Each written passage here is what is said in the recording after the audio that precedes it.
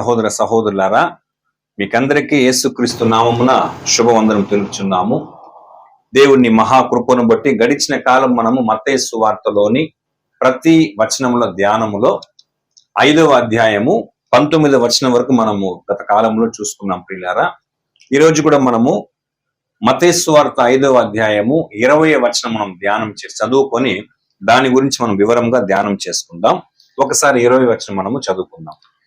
శాస్త్రుల నీతి కంటేను పరిసయ్యుల నీతి కంటేను మీ నీతి అధికము కాని ఎడల మీరు పరలోక రాజ్యంలో ప్రవేశింపనేరని మీతో చెప్పుచున్నాను.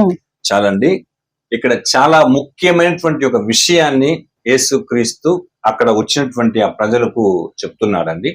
సో దానికి ముందు మనం 17, 18 వచనములో యేసుక్రీస్తు ఎందుకొరకు వచ్చాడు, ధర్మశాస్త్రమునను ప్రవక్తల వచనములను కొట్టివేటుకు వచ్చి తలంచవద్దని నెరవేర్చటకే వచ్చానని చెప్పాడు. అలాగని దాంట్లో నుంచి ఆయన పొల్లైనను సున్నైనను తీసివేయబడదని, అంటే కంప్లీట్ గా నేను దాన్ని ఏం చేస్తానని నెరవేర్చడానికి వచ్చాను యేసు ప్రభులు వారు చెప్పిన విషయాన్ని మనము గడిచిన కాలంలో చూసాం. అలాగనే మరి యేసుక్రీస్తు కొండ మీద ప్రసంగంలో చెప్పినటువంటి ఆ ఉపదేశం అంతా కూడా ఒక ఆజ్ఞలుగా వాళ్ళకి ఆయన ధృవీకరిస్తున్నారు. కాబట్టి ఈ ఆజ్ఞల్లో దేన్ని కూడా ఒక చిన్న విషయం కూడా మీరి ఆ ప్రకారంగా బోధించకూడదు అనేటువంటి ముఖ్యమైన విషయం అంతా చెప్పి నెక్స్ట్ ఇక్కడ చెప్తున్నాడు, పరలోక రాజ్యములో ప్రవేశించాలంటే ఎలా ఉండాలి, దానికి ఒక సూచన శాస్త్రుల నీతి కంటేను పరిసయ్యుల నీతి కంటేను మీ నీతి అధికముగా లేదంటే మీరు పరలోక రాజ్యంలో ప్రవేశించరు అని చెప్తున్నారు. అంటే అక్కడ ఉన్న ప్రజలకు కానీ లేదా ఇప్పుడు ఉన్నటువంటి మనకు కానీ ఒక మెయిన్ హెచ్చరిక వీళ్ళలాగా ఉండకూడదు. ఓకేనా? ఎవరు అంటే శాస్త్రులు పరిసయ్యుల గురించి ప్రియులారా. సో దీన్ని బట్టి మనం చూసినప్పుడు పరలోక రాజ్యంలో ప్రవేశించాలంటే ఓవరాల్ గా అన్ని మతస్థుల వల్ల కాదు, అలాగానే మరి అన్ని జనుల వల్లనూ కాదు అని, అప్పుడు వెళ్ళాలంటే ఏమిదా చేయాలి అనే విషయం చూస్తూ చెప్తున్నా. అంటే వాళ్ళ నీతి కంటే మీ నీతి అధికముగా లేకపోతే, అంటే ఇప్పుడు జనరల్ గా అందరికీ కొన్ని విషయంలో ఇది నీతి అని అనుకుంటారు. అయితే అది దేవుడు ఒప్పుకోడు, దానికి యేసు ప్రభు కూడా దానికి అంగీకరించడు ప్రియులారా. ఓకేనా? అలాగని ఇప్పుడు అక్కడ ఉన్నటువంటి వారి పరిస్థితి ఉద్దేశించి మనం చూచినప్పుడు ఇప్పుడు వీళ్ళు కూడా ధర్మశాస్త్రం మీద ఫోకస్ చేసే వాళ్ళు, ఈ శాస్త్రుడు గాని పరిసయ్యులు గాని. సో వాళ్ళు ధర్మశాస్త్రంలో కార్యాలు నెరవేర్చే వాళ్ళు అంటే కంప్లీట్ కాదనుకోండి. అలాగని కొన్ని మంచి కార్యములు చేస్తున్నప్పటికీ దాని వలన కలిగేటువంటి ఒక నీతి చేత ఆ రీతిగా వాళ్ళు అట్లాగా ప్రవర్తిస్తూ వారు చూపించే నీతి, జరిగించేటువంటి నీతి అనేది ఎలాంటిదంటే అది వాళ్ళ స్వనీతిగా యేసుక్రీస్తు చెప్తున్నాడు. అందుకంటే వాళ్ళు నీతి లేని వాళ్ళని చెప్పలేదు ఆయన. శాస్త్రుల నీతి కంటేను పరిసయ్యుల నీతి కంటేను మీ నీతి అధికము కాని ఎడల అన్నారు. సో అప్పుడు వాళ్ళ నీతిని ఆయన రికగ్నైజ్ కంప్లీట్ గా, అంటే అంత మాత్రం ఉంటే ఏం కాలేమండి, పరలోక రాజ్యంలో ప్రవేశించలేము. సో వీళ్ళ నీతి ఎలాంటిదని తర్వాత ఆ కొంతకాలం తర్వాత యేసు ప్రభు అదే మత్తయి సువార్త 23వ అధ్యాయం కంప్లీట్ చాప్టర్ లో మనం ఆయన దాని గురించి అసలు శాస్త్రులు ఎలాంటి వారు, పరిసయ్యులు ఎలాంటి వారు, వాళ్ళు చేసిన కార్యం ఎలాంటిదని క్లియర్ గా చెప్పాడు. ఓకేనా? సో దానికంటే ముందు ఈ పరిసయ్యులు అనేటువంటి వాళ్ళు తమలో తాము కూడా నీతిమంతులమని ఎలాగ వ్యక్తపరిచే వాళ్ళు, దాని కొరకు ఒక ఉపమానంగా చెప్తాడు యేసుక్రీస్తు. లూకా సువార్త 18వ అధ్యాయము 10 నుంచి 14 వరకు ఒకసారి చదువుకుందాం. ప్రార్థన చేయుటకై 2 మనుషులు దేవాలయమునకు వెళ్ళిరి. వారిలో ఒకడు పరిసయ్యుడు, ఒకడు సుంకరి.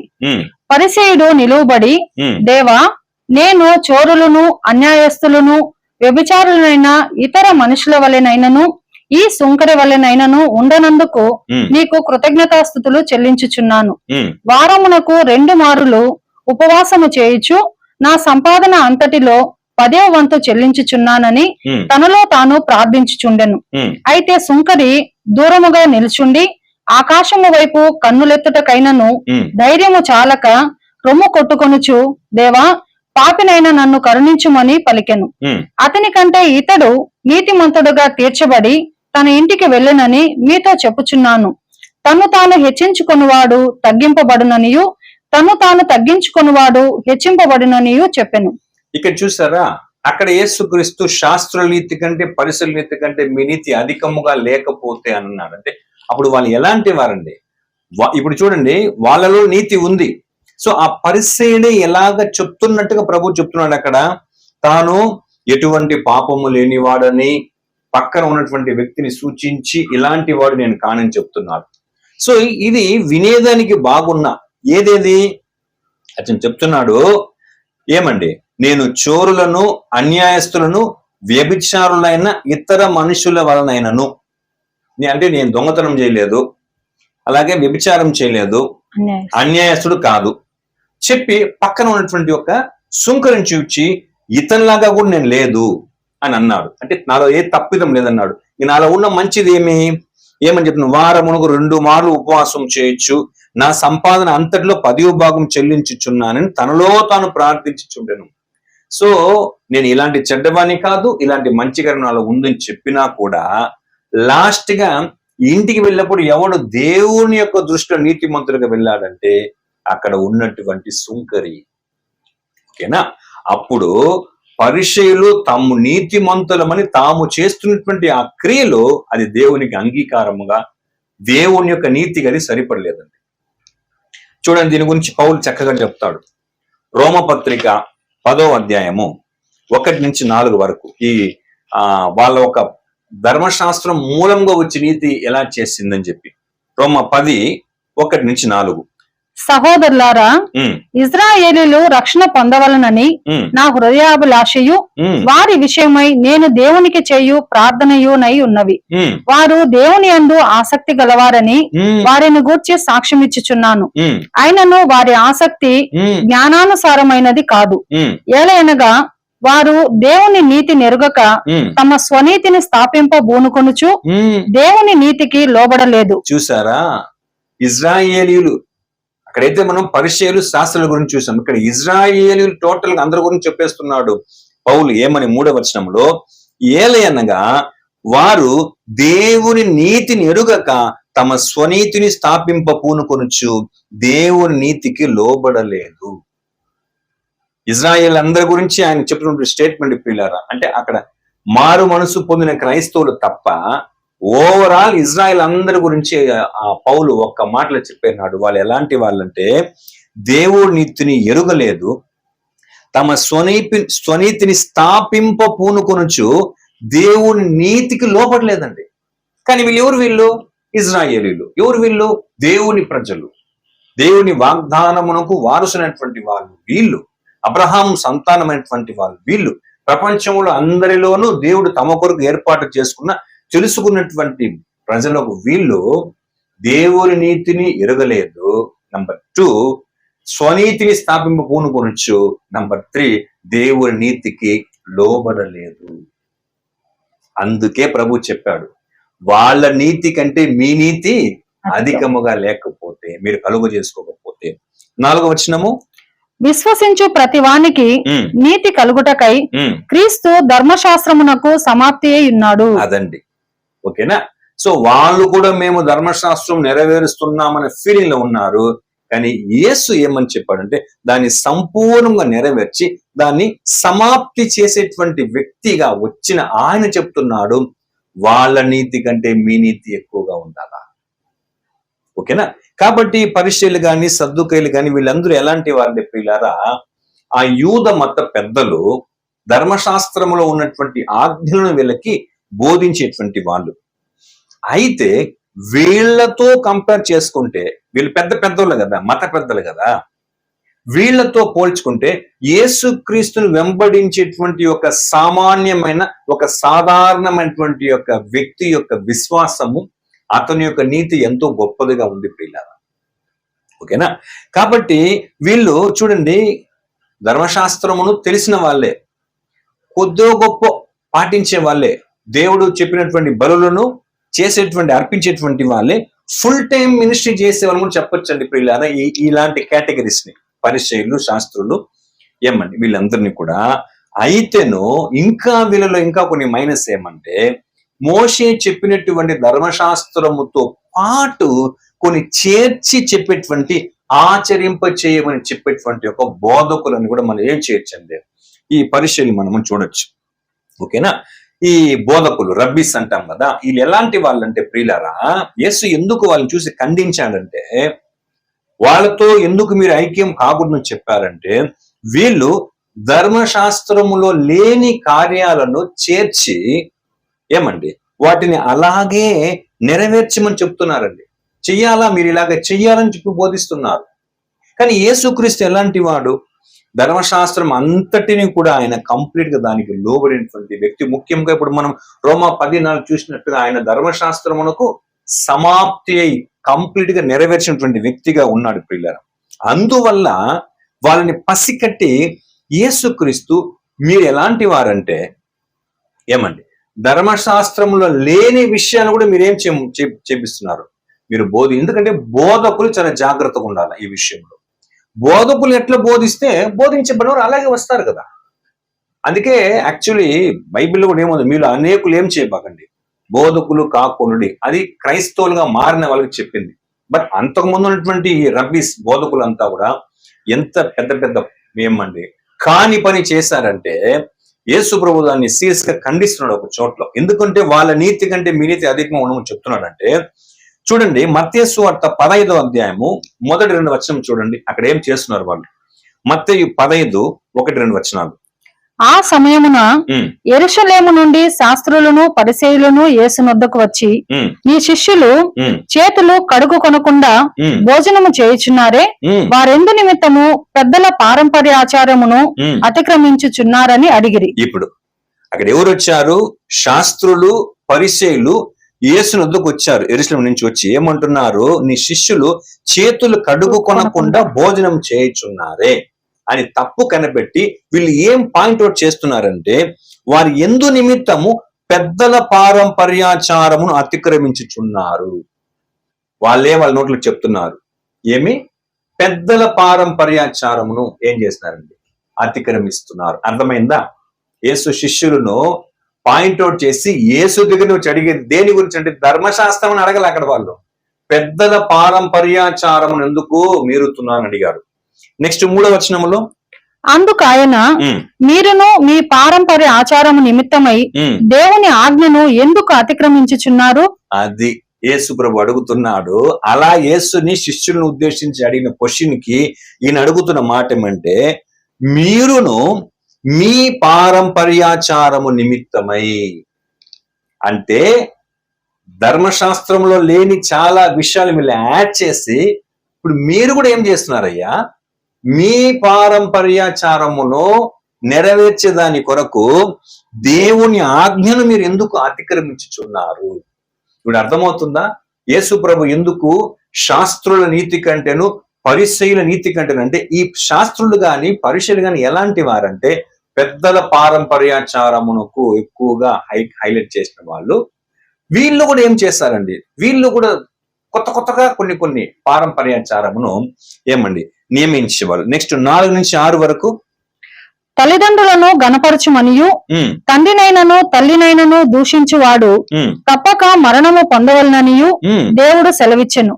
మీరైతే ఒకడు తన తండ్రినైనను తల్లినైనను చూచి, నా వలన నీకేది ప్రయోజనమగునో అది దేవార్పితమని చెప్పిన ఎడల అతడు తన తండ్రినైనను తల్లినైనను గణపరచ నక్కరలేదని చెప్పుచున్నారు. చూసారా?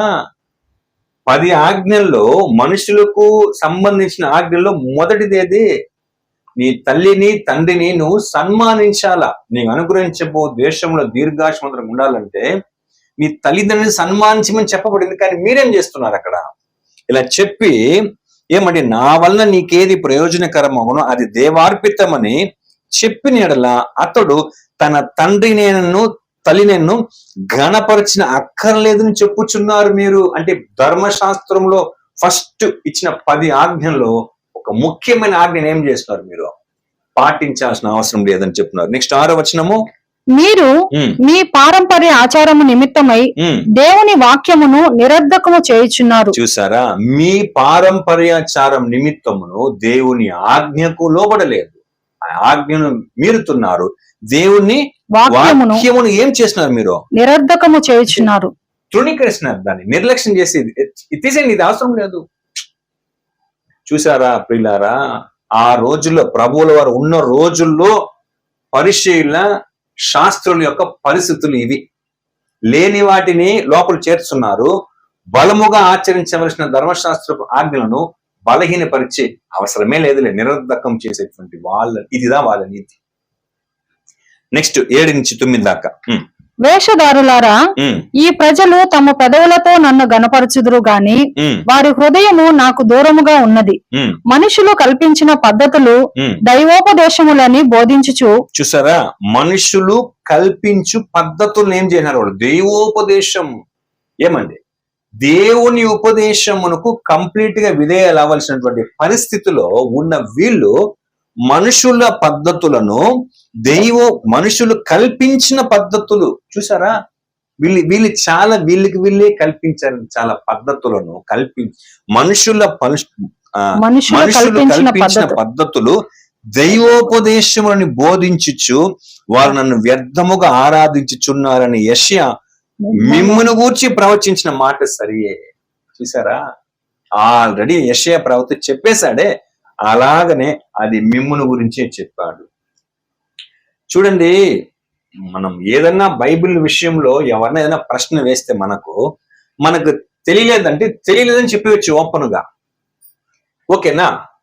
అలా కాకుండా తెలియని దానిని ఏదో ఒకటి చెప్పాలంటే ఇప్పుడు మనకి ఎంత భయం వస్తుందండి. అలాగని ఆ రోజులు ఎంత సునాయాసంగా చేశారండి. ఉన్నదానిని, ముఖ్యమైన ఆజ్ఞను చేయకపోయినా పర్లేదు అని నిరర్ధకం చేస్తున్నారు. మనుషులు కల్పించిన పద్ధతులు, ఇది దేవుని చిత్తం, ఇది దేవుని ఆజ్ఞ, ఇది దైవోపదేశం అని ఏం చేసిన వాళ్ళు అలాగా ఇచ్చో యేసు ప్రభు వాళ్ళ నీతి కంటే మీ నీతి అధికం అంటే వాళ్ళ నీతి ఎలాంటి నీతి మొదలో చూడండి వాళ్ళు. సో ఆ రీతిగా ప్రియులారా, ఎందుకంటే ఇప్పుడు ఇవన్నీ కూడా యేసుక్రీస్తు యొక్క కాలమునకు ముందే వచ్చేసిందండి. ఎందుకంటే మలాకి నుంచి తర్వాత బాప్తిస్మ నుంచి యోహాను వరకు దగ్గర 4 శతాబ్దాలు పైబడిపోయింది. ఆ మధ్యలో వచ్చినటువంటి అనేక చేర్పులు, అనేకమైనటువంటి పద్ధతులే మనుషులు కల్పించిన పద్ధతులలోని ఇలాంటివన్నీ ఉన్నాయి. ఓకేనా? అయితే యేసుక్రీస్తు ఇవన్నీ చూస్తున్నాడు ఆయన. సో వీళ్ళు ధర్మశాస్త్రంతో పాటు అనేక విషయాలను చేర్చమని, అది మీరు ఖచ్చితంగా చెయ్యని ఫోర్స్ చేస్తున్నారు వాళ్ళని, అప్పుడు ఉన్నటువంటి యూదులను. సో యేసు ధర్మశాస్త్రంతో పాటు, కానీ ఈయన ఎలాంటి వాడు?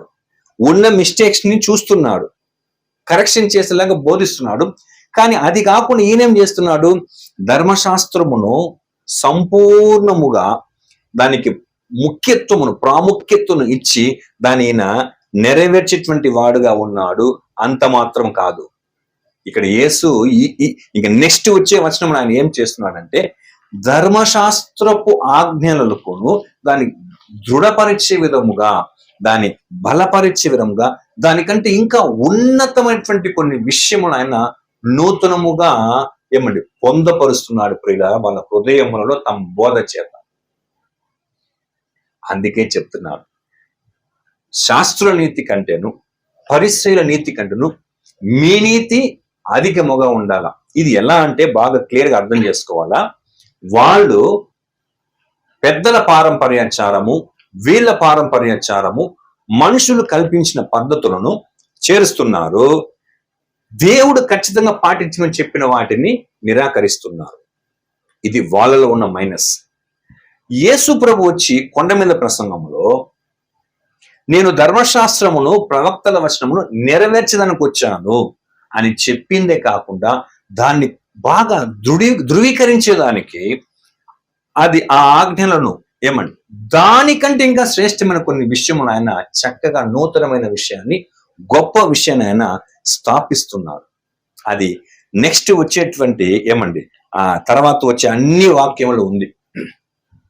5 విషయాలు నేను చెప్తాను చూడండి. దీన్ని మనం ఊరికే ఓవరాల్ గా చూసుకుందాం, తర్వాత నెక్స్ట్ నుంచి మనం క్లియర్ గా చూసుకుందాం. చూడండి, ఫర్ ఎగ్జాంపుల్ మత్తయి సువార్త 5వ అధ్యాయము 21-22 వచనములో ధర్మశాస్త్రంలో ఏముంది?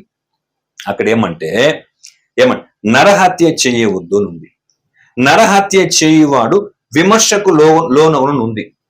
కానీ యేసు ప్రభు ఏం చెప్తున్నాడు? నేను మీతో చెప్పున్నదేమనగా, నరహత్యకు తీర్పులోకి, నరహత్య ఎటువంటి తీర్పుకు వస్తాడో, కానీ నేను మీతో చెప్తున్నాను, తన సహోదరుని చూసి కోపపడేవాడు, వ్యర్థుడా అని చెప్పేవాడు, ద్రోహి అని చెప్పేవాడు అలాంటి శిక్షకు పాత్రుడవుతాడు. అంటే ఇంకా సీరియస్ గా తీసుకొని పోతున్నాడు దాన్ని బలపరచడానికి. నెక్స్ట్ 5వ అధ్యాయం 27వ వచనం చెప్తున్నాడు, ఏమండి, విభచరింపకూడదని చెప్పబడిన మాట మీరు విన్నారు కదా, అయితే నేనేం చెప్తున్నాను మీతో, ఒక స్త్రీని మోహపు చూపుతో చూస్తేనే తమ హృదయం ముందు ఆమెతో వ్యభిచరించినట్టుగా చెప్తున్నాడు. తర్వాత 5వ అధ్యాయం 31వ వచనంలో తన భార్యను పరిత్యాగ పత్రం ఇచ్చే విషయం గురించి చెప్తున్నాడు ఆయన. వ్యభిచార కారణము తప్ప మీలో ఎవరు కూడా ఏం చేయకూడదు, మీ భార్యలకు మీరు డైవర్స్ ఇవ్వకూడదు అని చెప్తున్నాడు. నెక్స్ట్ 5వ అధ్యాయం 33వ వచనంలో ప్రమాణం చేస్తారు కదా, ప్రమాణం ఒట్టు పెట్టుకుంటారు కదా, దాని గురించి ఏమండి, నేను మీతో ఏం చెప్తున్నానంటే ఏ విధంగానూ మీరు ఏం చేయకూడదు, ప్రమాణము చెయ్యకూడదు. 5వది చెప్తున్నాడు 5వ అధ్యాయం 38వ వచనంలో, కంటికి కన్ను పంటికి పళ్ళు అని చెప్పబడిన మాట మీరు విన్నారు కదా, నేను మీతో చెప్పేది ఏమంటే, ఒక చెంప మీద కొడితే మరొక చెంప చూపించు.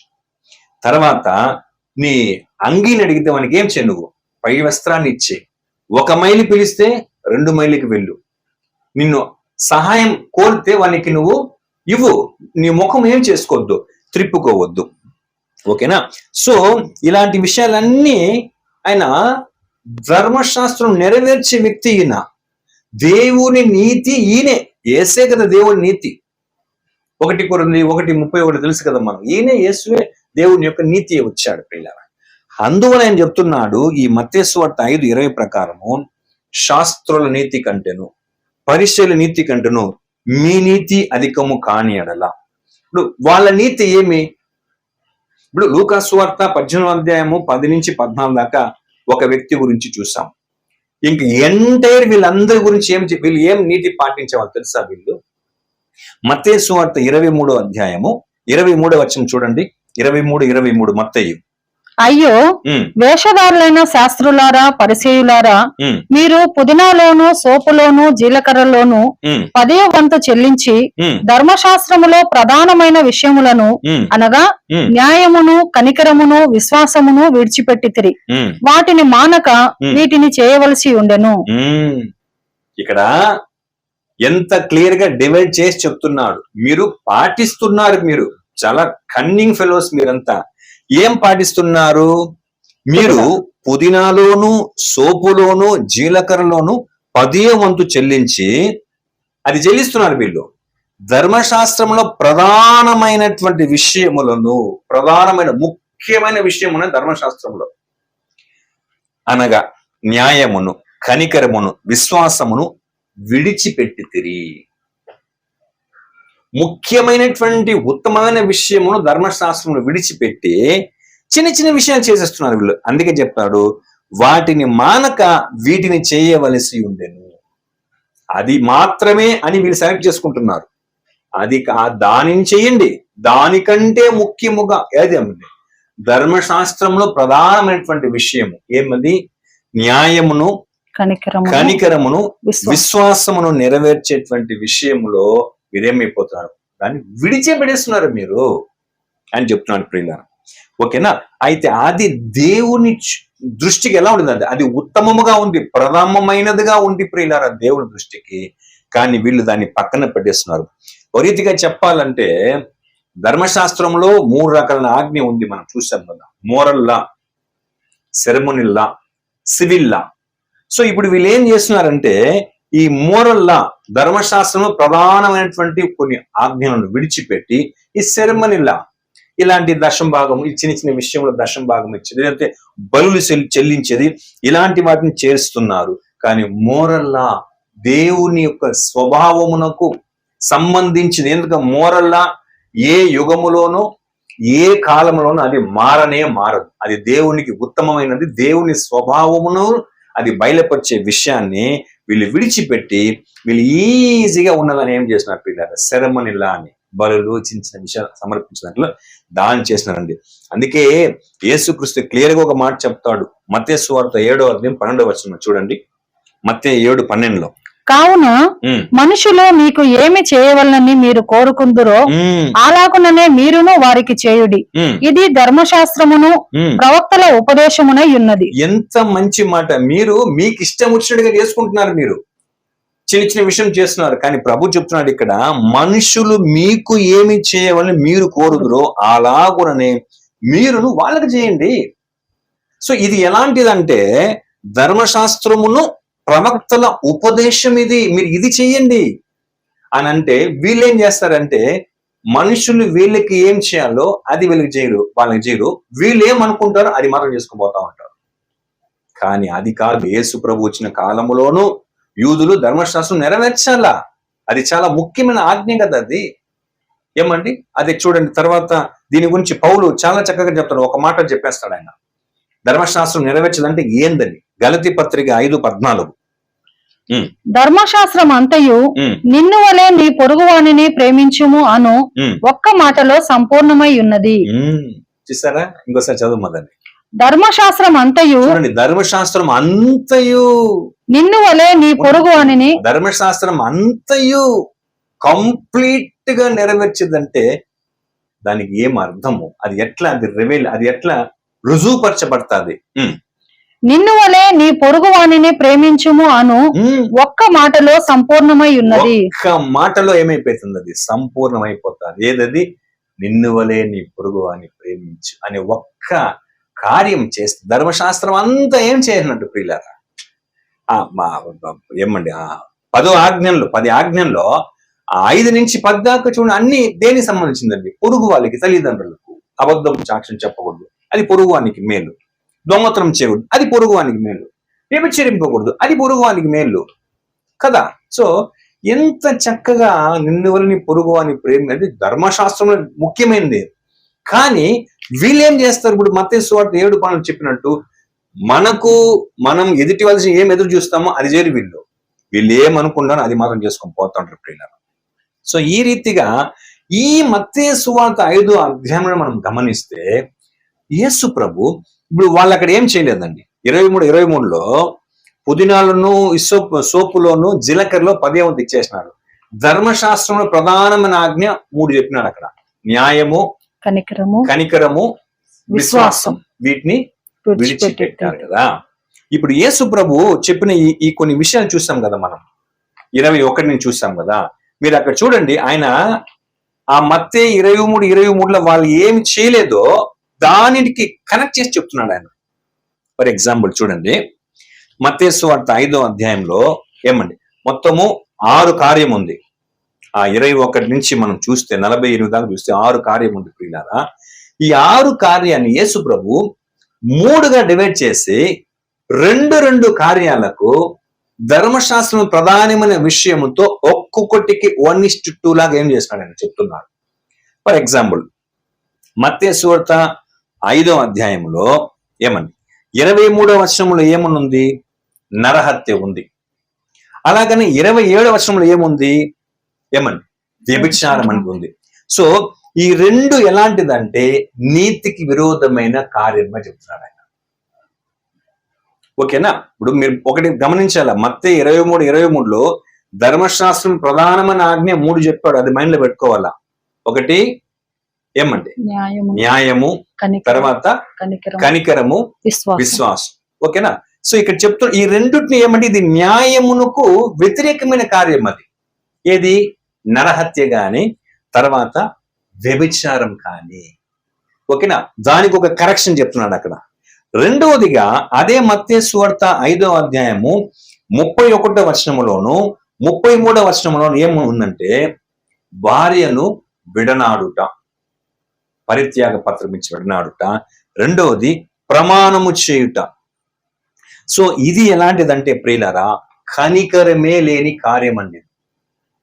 సో అంటే ఒక నిబంధన చేసి నమ్మకము లేకుండా జీవించేటువంటి ఆ జీవితాన్ని గురించి ఆయన చెప్తున్న విషయం అది.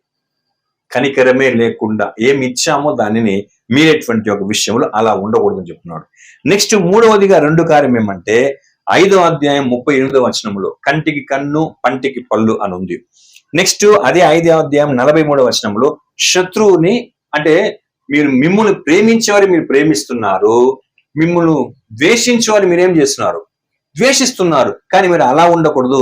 వాళ్ళ మీద మీరేం చూపించాలి, మీరు కనికరం కలిగిన వారుగా ఉండాలా. ఓకేనా? సో అట్లా ప్రియులారా ఏమండి, ఈ 3 విషయం చూస్తే మొదట 2 కార్యములు అంటే నరహత్య చేసే కార్యములో, వ్యభిచారం చేసే కార్యంలో న్యాయం గురించి చెప్తున్నాడు. అలాగనే భార్యను విడనాడుట, ప్రమాణం చేసే విషయములు ఏం చెప్తున్నాడంటే ఆయన ఏమండి నమ్మకాన్ని గురించి చెప్తున్నాడు. ఓకేనా? విశ్వాసం గురించి చెప్తున్నాడు. తర్వాత 3వదిగా కంటికి కన్ను పంటికి పన్ను, 2వది శత్రువుని ద్వేషించే విషయం చూసి వచ్చినప్పుడు అక్కడ నువ్వు కనికర పడేవాడుగా ఉండాలి. అప్పుడు ఈయన ధర్మశాస్త్రం నెరవేర్చేది మాత్రమే కాదు ప్రియులారా, చూడండి ఈ ధర్మశాస్త్రమును ప్రారంభ దశంలోనే చాలా క్షుణ్ణమైనటువంటి ఒక పాయింట్ ని తీసుకొస్తున్నాడు ఆయన నెరవేర్చేదానికి. దీని ప్రారంభంలో మీరు ఎలాగా అంటే ఏదో చెప్తారు, చాలా సూక్ష్మముగా అంటే చాలా మైన్యూట్ విషయం నుంచి ఏం చేయాలి, దాన్ని మీరు పాటించే విషయంలో ఇలాగంతా చెయ్యాలా అని చాలా క్లియర్ గా యేసు దాని గురించి చెప్పి వాళ్ళు ఏం చేస్తున్నాడు, ఆయన బలపరుస్తున్నాడు ప్రియులారా. ఓకేనా? ఇప్పుడు ఇంకొక విషయం చూడండి, ఇప్పుడు ఆ రోజుల్లో వీళ్ళ నీతి కంటే మీ నీతి అధికమని చెప్పాడు కదా. ఫర్ ఎగ్జాంపుల్ చూడండి, ఇప్పుడు పరిచయులు గాని శాస్త్రులు గాని ఈ ఏమండి సద్దుకలు గాని, సో ఇలాంటి వారు మనం ఏమనుకోవచ్చు అంటే వీళ్ళు మేము నరహత్య చేయలేదు అంటే ఇది ఎలా ఉందంటే ప్రియులారా, నరహత్య లాంటి కార్యం చేయలేదు కాబట్టి మేము నీతిమంతులము. కానీ ఇప్పుడు వాళ్ళ నీతి కంటే మీ నీతి అధికము కాని అని యేసు ప్రభు చెప్పాడు కదా. అప్పుడు మనం ఏం చేయొచ్చు అంటే వాళ్ళలో అవుట్వర్డ్ గా చూసుకొని వాళ్ళు మేము నీతిమంతులమని చెప్తున్నారు. కానీ ప్రభు చెప్పేదంటే అవుట్వర్డ్ మాత్రం సరిపోదు, ఇన్నర్ గా కూడా ఎలా ఉండాలా. ఓకేనా? ఇప్పుడు నరహత్య చేయకూడదని చెప్పాడు కదా, అక్కడ ఇన్నర్ గా కూడా ఏం చెప్పాడు, సహోదరుని మీద కోపపడకూడదు, వాడిని వ్యర్థుడా అని చెప్పకూడదు, వాడిని ద్రోహి అని చెప్పకూడదని ఇన్నర్ లో కూడా ఏం చేయాలా. ఇప్పుడు మనం చదివాం కదా లూకా సువార్త 18వ అధ్యాయంలో ఒక పరిసరుడు ఏం చెప్తున్నాడు, నేను ఏమండి ఏ చోరీ చేయలేదు, అన్యాయం చేయలేదు, ఇదిగో ఇప్పుడు ఉన్నాడే వీడిలాగా. అంటే అది ఎలాంటిది అదండి, అది ఒక వ్యర్థం, వీని దృష్టికి వాడు వ్యర్థుడుగా ఉన్నాడు. అందుకే ప్రభు చెప్తున్నాడు అక్కడ, సహోదరుని నువ్వు నరహత్య చేయకుండా విడిచిపెట్టేది మాత్రం కాదు, ఆ పాపం చేయకుండా ఉండేది మాత్రం కాదు, వాడిని వ్యర్థుడా అని కూడా ఒక మైండ్ సెట్ నీ ఇన్నర్ లో రాకూడదు, నీ మైండ్ లో కూడా రాకూడదు అది అని చెప్తున్నాడు. ఇక రెండోదిగా ఒక ఎగ్జాంపుల్ ఏం చేయొచ్చు, వ్యభిచారం చేయకూడదు. వ్యభిచారం చేసేదంటే ఏమి, ఆ రోజుల్లో ఒక పురుషుడు ఇంకొక స్త్రీతో అక్రమ సమూహంతో శరీర సాంగత్యం చేసేది వ్యభిచారం. ఇది అవుట్వర్డ్ గా ఉంటుంది. అప్పుడు మేము ఎవరితో ఏ స్త్రీతో అక్రమ సమూహంగా శరీర సాంగత్యం చేయలేదని వీళ్ళు భుజాలు ఎగరేసుకొని పోతా ఉంటారు. అయితే యేసు ప్రభు అఫ్ కోర్స్ ఆ ధర్మశాస్త్ర ఆజ్ఞని ఎంత క్లియర్ గా, ఎంత ప్రారంభ దశ నుంచి ఎంత ఒక ముఖ్యత్వం పాటించే విషయం ముఖ్యత్వం ఇస్తున్నాడంటే, నువ్వు ఒక స్త్రీతో వెళ్ళి ఆమె టచ్ చేయకుండా వ్యభిచారం చేసేది మాత్రమే, అది చేయలేదంత మాత్రం కాదు. ఒకవేళ అలాంటి వాడు లోపల ఏం చేయొచ్చు, ఒక స్త్రీని మోహపు చూపుతో చూసి బాగా ఆస్వాదించవచ్చు కదా. అలాంటివి కూడా ఏం చేయకూడదు. చేస్తే అప్పుడే నీ హృదయం ఏం చేసినట్టు, ఏమని ఆమెతో వ్యభిచారం చేసినట్టు. ఎందుకంటే అవుట్వర్డ్ గా చూసుకొని చక్కగా చలామణి అయిపోయి దీన్ని బట్టి మేము నీతిమంతులం అని బిల్డప్ ఇచ్చేవాడు వాళ్ళు.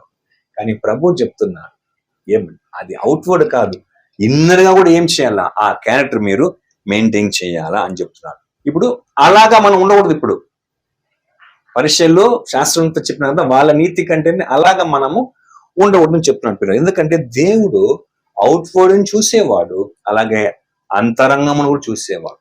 సమూయేలు వెళ్ళి యెషయి కుమారులను పోయి అందులో ఒకరిని రాజుగా అభిషేకించడానికి వెళ్తున్నాడు దేవుడు చెప్పినప్పుడు. బలాఢ్యులుగా ఉన్నారు, వాళ్ళని చూసి వీడేమో అంటే అక్కడ దేవుడు ఏమన్నాడు, మనుషుడు పై రూపం చూసేవాడు కానీ నేను అంతరంగం. అంటే ధర్మశాస్త్రం సంబంధించినటువంటి ఆజ్ఞలు గాని, దేవునికి సంబంధించిన ఆజ్ఞలు గాని పైన కాదండి, లోపల నుంచి కూడా చూసేవాడే మన దేవుడిని విషయం మనం బాగా గుర్తించాలా. కాబట్టి దేవుని యొక్క రాజ్యంలో ప్రవేశించటకు కావలసినటువంటి నీతి, ఎలాంటి నీతి కావాలా, అక్కడ ఏం చెప్పాడు, శాస్త్ర నీతి కంటేను పరిశుద్ధ నీతి కంటే మీ నీతి అధికము కాని ఎడల మీరు దేవుని రాజ్యంలో ఏం చేయలేరు, మీరు ప్రవేశించారు. కాబట్టి క్రీస్తులో ఉంచేటువంటి విశ్వాసం చేత కలిగేటువంటి ఈ నీతి, వాళ్ళు ధర్మశాస్త్రం నీతి ఉండి చాలా అనుకున్నారు కదా, ఆఫ్ కోర్స్ వాళ్ళు దాన్నే సరిగా నెరవేర్చలా. కానీ క్రీస్తులో విశ్వాసం ఉంచినటువంటి ఆ రీతిగా ఏమండి, క్రీస్తులో విశ్వాసం ఉంచి ఆయన చెప్పే బోధను అనుసరించి దాని మూలముగా ఆ వచ్చే విశ్వాసులు ఏమవుతారంటే క్రీస్తు యొక్క విషయంలో ఇంటర్నల్ గా ఏమవుతారండి, ఆయన మైండ్ సెట్ తో వీళ్ళ మైండ్ సెట్ ఏం చేస్తారు, ఇంటర్నల్ గా మ్యాచ్ చేసుకొని జీవిస్తారు. ఆ రీతిగా వస్తుందన్నమాట. అలాగనే అటువంటి వారే దేవునికి ముందుగా నీతిమంతులుగాను అంతరంగంలో ఒక గొప్ప మార్పు వస్తుంది. ఇప్పుడు వాళ్ళు పైనే చేయలేదు కదా, లోపల ఎన్ని దరిద్రాలు చేస్తారో మనం తెలీదు. కానీ మనము యేసుని వెంబడించేటప్పుడు, యేసుని విశ్వసించి వెంబడించేటప్పుడు, యేసుని ధ్యానించేటప్పుడు ఏమండి మనం లోపల కూడా ఏమవ్వాలా, చాలా కార్యం జరగల, యేసు లాంటి ఒక మనస్తత్వం మనలో రూపించబడాల. ఇలాంటి నీతి ఏమవుతుందండి, కరెక్ట్ గా ఆయన మనతో పరిచయం చేసిన నీతికి ఈక్వల్ గా జీవింపచేస్తుంది. ఓకేనా? కాబట్టి ఈ కొండ మీద ప్రసంగంలో యేసు ప్రభు చెప్పిన ఒక ఉపదేశం యొక్క ముఖ్యం, ఆ సారాంశం అంటే ఇంకా మనం ఎండింగ్ రాలేదు అనుకోండి, 7th చాప్టర్ వచ్చినప్పుడే ఎండింగ్. కానీ దాని సారాంశమును మనం ఏమని చూస్తే దేవుని చిత్తముగా ఉన్నటువంటి నీతి ఏది, దేవునికి వ్యతిరేకముగా జనాలు పాటించుకుంటూ మేము కూడా నీతిమంతులము అని చెప్పేటువంటి నీతి ఏది, అంటే దేవుడు ఇష్టపడే నీతి ఏది, దేవుడు వ్యతిరేకించే నీతి ఏది అనే విషయం యేసు ప్రభు కొండ మీద ప్రసంగంలో చక్కగా చెప్పాడు ప్రియులారా. ఎందుకంటే చూడండి, ఇలాగా ఈ మనస్సును మార్చేటువంటి ఈ నీతి అనేది ఎలాంటిదంటే ప్రియులారా, పాపికి తమ సొంత గుణములో ఉన్నటువంటి వాటికంటే గొప్పదండి.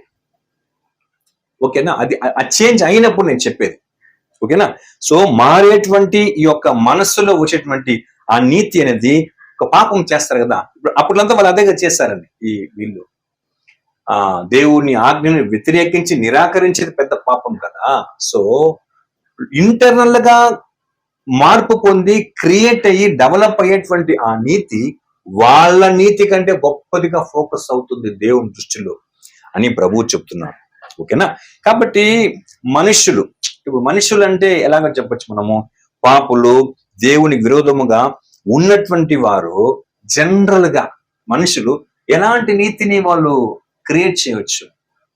మనుషులు చూస్తే మనుషులుగా వాళ్ళు తమకిష్టం వచ్చినట్టు తమకు సరి అని అనిపించేటువంటి ఏ నీతి అయినా అది దేవుని ముందు ఎలాగ ఉంటుంది తెలుసా ప్రియులారా? చూడండి, ఒక మాట చెప్తాడు యెషయా గ్రంథంలో 64వ అధ్యాయము 6వ వచనం. యెషయా 64:6 ఏం చెప్తాడు చూడండి. మేమందరము అపవిత్రుల వంటి వారమైతిమి, మా నీతి క్రియలన్నీ మురికి గుడ్డవలే నాయను. మేమందరము ఆకువలే వాడిపోతిమి, గాలి వాన కొట్టుకొని పోవునట్లుగా మా దోషములు మమ్మును కొట్టుకొని పోయెను. చూసారా? మనుషులు బైబిల్ నీతిని, దేవుని నీతిని, ఆ కాలంలో ధర్మశాస్త్రంలో ప్రధానమైనటువంటి ఆజ్ఞలకు సంబంధించిన నీతిని పక్కన పెట్టేస్తే తమకు తాముగా ఏర్పాటు చేసుకున్నటువంటి కలువ చేసేటువంటి పద్ధతులు గాని, పారంపర్యాలు గాని, మిగతా ఎలాంటి నీతి అది ఎలాంటిదంటే, మేమందరము అపవిత్రుల వంటి వారమైతిమి, మా నీతి క్రియలన్నీ మురికి గుడ్డవలే నాయను. మేమందరము ఆకువలే. వాళ్ళ మనుషులు కల్పించే నీతి, క్రియేట్ చేసే నీతి ఎలాంటిదంటే అది మురికి గుడ్డనండి. చూస్తే దేవునికి అసహ్యంగా ఉంటుంది. అందుకే చెప్పాడు, ఆ రోజులో ఇంతంత ఆజ్ఞలు ధర్మశాస్త్రం కలిగి ఉన్నా కూడా వాళ్ళ నీతి దేవుడి ముందర అలాగే ఉంది ప్రియులారా. అందుకు యేసు వచ్చే లోపలనే చాలా విషయాలు మిక్స్ అయిపోయింది ప్రియులారా.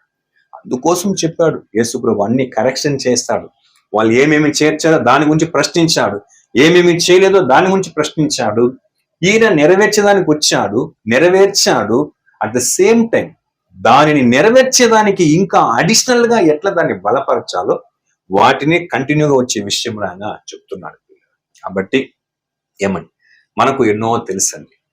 నిజం ప్రియులారా, క్రైస్తవులమైన మనకు కూడా అలా చూసే ధర్మశాస్త్రం తెలుసు. ఏమండి, ఆ మోరల్ లాస్ గురించి తెలుసు, సెరమనీ లా గురించి తెలుసు, సివిల్ లా గురించి తెలుసు, న్యూ టెస్టిమెంట్ గురించి కూడా మనకు తెలుసు. ఇంత తెలిసిన క్రైస్తవుల్లో కూడా అప్పుడప్పుడు ఏమవుతుంది తెలుసా, దేవుని నీతిని పూనుకొనక తమ స్వనీతిని ఆధారం చేసుకుని ఏం చేస్తాం మనం కూడా కొన్ని సందర్భంలో. అఫ్ కోర్స్ ఎవరైనా జీవిస్తాం. సో అలాగా ఇంతంతా తెలిసిన తర్వాత ఆ రీతిగా ఉంటే ఖచ్చితంగా మనం ఏం కాలేమండి, దేవుని రాజ్యంలో ప్రవేశించలేము. అందుకే మనం ఏది తలంచినా, ఏమండి, ఏది నిర్ధారించినా, ఏది తీర్మానించినా, ఏది డిస్కస్ చేసినా, ఏది మాట్లాడినా, ఏది ఇతరులకు చెయ్యమని చెప్పినా అది మన నీత, అది దేవుని నీత అని ఏం చేయాలి, మనం ఆలోచించేసి ప్రతి నిర్ణయం తీయాలి. ఓకేనా? అలా లేదంటే అంతటి జనాంగమునకే ప్రవేశం లేనప్పుడు మనం ఎంతటి వాళ్ళం, ఆ విషయాన్ని మనం గ్రహించి యేసుప్రభు వాళ్ళకంటే అడిషనల్ గా మనకేమైతే నేర్పించాడు, అక్కడ ఉన్న వాళ్ళకి ప్రజెంట్ లో ఉన్నటువంటి ప్రజలకు నేర్పించాడు, మనలాంటి క్రైస్తవులకు ఆయన అప్పుడు చెప్పిన విషయాలు నేర్పరితనంగా మనకి ఇచ్చాడు. కాబట్టి అలాగనే వాళ్ళకున్న నీతి అండి. ఇంకా మనం ఆ 23 చాప్టర్ వచ్చినప్పుడు చాలా విషయం తెలుస్తుంది. వాళ్ళు చెప్తారు కానీ చేయరు. అందుకే వాళ్ళు చెప్పేది చేయండి, కానీ మీరు వాళ్ళలాగా ఉండబాకండి. వాళ్ళు వాళ్ళ మతంలో ఒకరిని చేర్చేదానికి ఎంతో ప్రయాసపడతారు. నెక్స్ట్ ఏం చేస్తారు, వాళ్ళు పరలోకానికి పోరు, పోయే వాళ్ళని పోని. ఇట్లా వాళ్ళ నీతి గురించి ఇక మనం కంటిన్యూగా చాలా సందర్భంలో ధ్యానించవచ్చు. కాబట్టి మనం వాళ్ళ నీతిలాగా ఉండకుండా యేసు ప్రభు మూలంగా వచ్చిన దేవుడి నీతిని బట్టి మనం జీవించినట్లు తండ్రి అయిన దేవుడు మనకందరికీ సహాయం చేయను గాక. ఆమేన్. ఈ కార్యక్రమాన్ని ఎంతో ఓపికతో వీక్షించిన మీకు అందరికీ ప్రభు నామమున